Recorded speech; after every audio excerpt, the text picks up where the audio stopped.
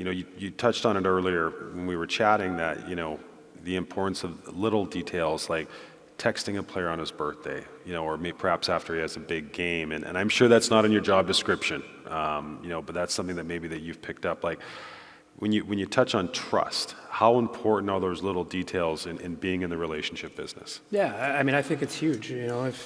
If I'm getting a text message from a staff member of the New York Rangers and I'm 19 years old on my birthday, like I'm on the bus, I'm like, oh yeah, thanks. Yeah, he's thinking about me. He's understanding. He's paying attention. If he has a good game, he's like, oh, he was watching. Sometimes out of sight, out of mind, right? So we really want to make sure that we connect with them. We had a lot of touches with them. It's interesting when, the differences between major junior, where our skills coaches and our development guys can go on the ice with them. They can go out and work with them, as opposed to college, you can't do that with NCAA rules. So going over to Europe, we can get on the ice with those as, those are great examples, but NCAA, okay, now we can send them video and say, okay, I watched your shifts. This is what I thought. What is your coach telling you? What do you think? And I think that just goes a long way in building that relationship. And, the little things, like you said, texting on a birthday, hopefully they feel comfortable reaching out to us. The biggest thing that we try to emphasize to our staff is we don't want any surprises.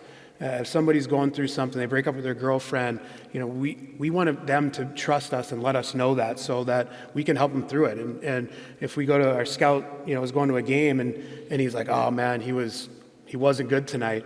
And we say, oh yeah, he broke up with his girlfriend earlier in the day. Like it makes sense. Like, it's a bad report. Now so we just, no surprises is a really big thing for me and making sure that we're really staying on top of these kids, and they're young. I mean, they're going through life, and there's a lot of things that change, and with social media and everything, you never know what they're going through, and who knows if a kid's getting abused on social media, on Twitter, and he's reading those bad comments, and now he's feeling depressed. Like, we want to be able to help them and coach them through that and talk them through that, and just make sure that they're in a good place so that, like I said, there's no surprises. So I don't know who it is out in the audience, but I'm willing to bet that there's a couple coaches out here that are currently coaching future Rangers prospects. What would you say to those coaches? Like, what should they be working on with their players to get them ready for that stage of their career?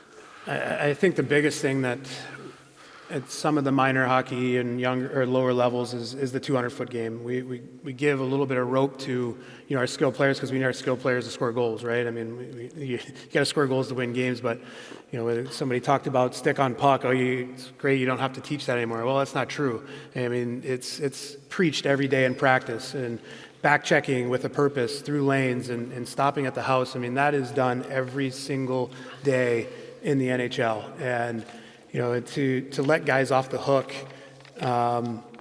in minor hockey, you're not really doing them any favors. And it's okay to be firm and to teach those details because ultimately you want that. You want to get better.